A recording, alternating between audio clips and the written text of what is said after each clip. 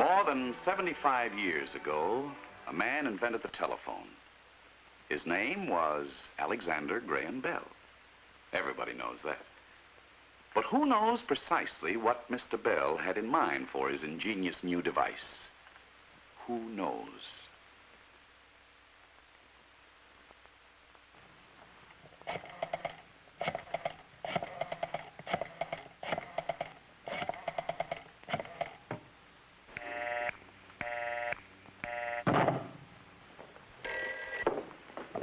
Homicide.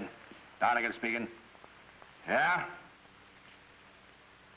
Be right over. At the tone, the time will be 5, exactly.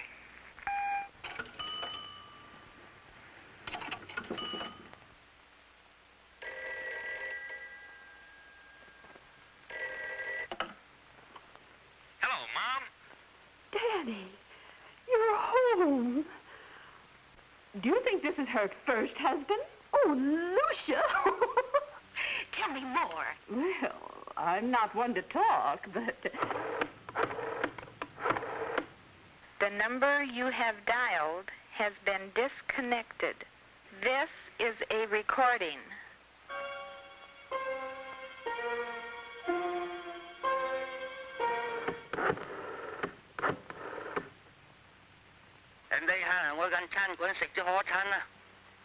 Besides, there's more in life than boys.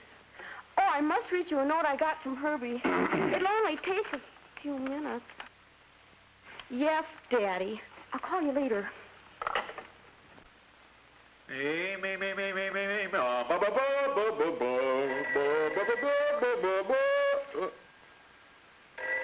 Of all the cockeyed times for the phone to ring. All right, I'll be there. I'm coming.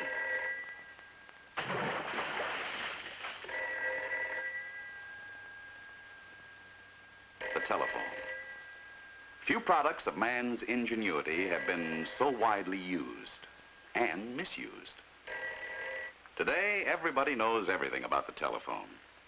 But who knows what Mr. Bell had in mind? Also, what he did not have in mind.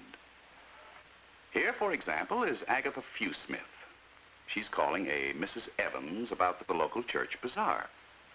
But if you were Mrs. Evans, you'd never know it. For some reason, Agatha can't get to the point. The weather leads to summer colds, and summer colds to that nice new doctor in the church membership. And Mrs. Evans is just confused. What's this all about, anyway? And when is it gonna end? Now, by this time, Mrs. Evans feels trapped, and perhaps even a little bitter about the telephone. Oh, that woman. Well, I never. Mr. Bell did not have this in mind. But what he did have in mind is so easily accomplished. All it takes is a little organizing. That makes it easier on you, and it makes for a quicker, more pleasant way of getting things done. Precisely what Mr. Bell had in mind. That's even more important in the big, busy world of business. Yet, in his wildest imagination, Mr. Bell would never have conceived anything like the use salesman Sam Black is making of the telephone. That's just one important feature, Mr. Reynolds. Now, let's talk about the powertrain. That's right, powertrain. That's the engine, the transmission, the rear axle. Well, sure, every car's got them. But the important thing is this. Yeah. Sounds real interested, doesn't he? Mr. Bell definitely did not have this in mind. It's unstrategic for two reasons. First of all, you can't really sell a complicated piece of equipment over the telephone. Whatever your product, your prospect has to see its features and see them demonstrated to appreciate them. More important, your prospect has to understand your product's benefits to him before he'll buy. And it's simply too easy to say no over the telephone. In fact, it doesn't take any effort at all. But where does the telephone fit in here? Well, what Mr. Bell had in mind for the telephone was not keeping people apart, but getting them together. Using the telephones to establish an opportunity to do a good selling job. or to bring your prospect into the right selling atmosphere. But here's another example of something Mr. Bell would frown on.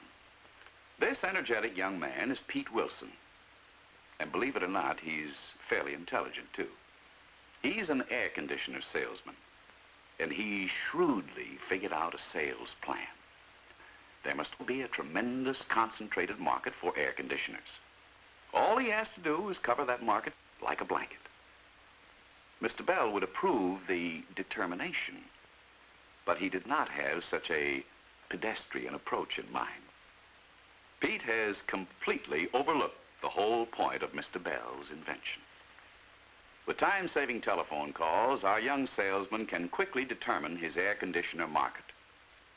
Who is a potential prospect and who is not. And Pete's ready to concentrate his selling time and energy on real prospects. That's when the telephone can really be an extra sales tool to help any salesman create selling opportunities. For instance, with his telephone and an owner list, a service file, or a registration list, depending on his field, a good salesman can literally ring hundreds of prospect bells right from his own office. And, of course, using the telephone strategically like this is just what Mr. Bell had in mind. Yet, even when the telephone is used strategically, unfortunate things happen that Mr. Bell did not have in mind. For example. Hello. Mr. Carson, this is Wally Smith, Dependable Life Insurance Company. With that new home of yours, I'm sure you'll want dependable insurance protection. Not with you, brother. Another brush-off for Wally. And it's really not the telephone's fault. Sure, anyone can see that Wally's actually a nice, friendly guy. But he doesn't sound that way over the telephone. Like a lot of other people, Wally doesn't project his true personality over the telephone. And again, the answer is so simple. Before you make your call, try imagining how you might sound over the telephone. I'm sure you'll want dependable insurance protection. And then how you want to sound. Yes, Mrs. Carson. I'll be glad to drop by and explain it to you. So, whoever you are, before you make that next call, think a moment. Remember how Agatha ambles on, and make sure you organize your call, even writing down the things you want to talk about before you make the call. Remember, too, that you can't sell a complicated idea or product over the phone. So use the telephone strategically to arrange your selling opportunities. And remember how valuable the telephone can be as a time and work saver when it's also used strategically to create new selling opportunities quickly and easily. And most important of all, remember how easy it is to give the wrong impression over the telephone. So imagine how you might sound to yourself. The chances are your true personality will go out over the telephone just as Mr. Bell had in mind. For he was not only an inventive man, but a man of great vision. And even though his first telephone message was sent quite by accident,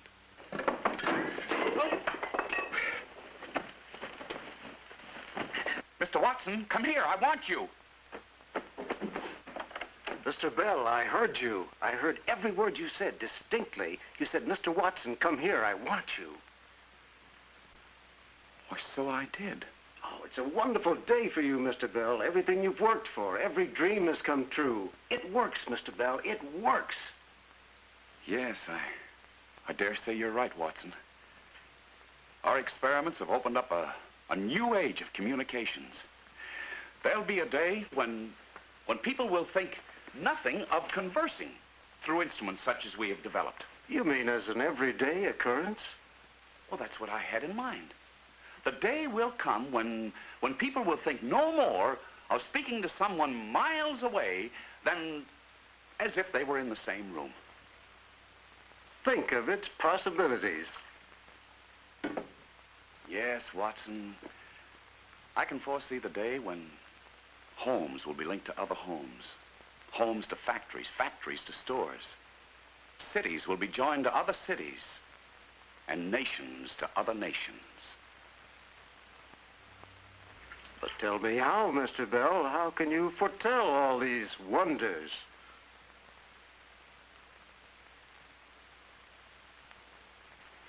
Well, now, really, who would know better than I? Any resemblance between Alexander Graham Bell and Don Ameche was strictly intentional.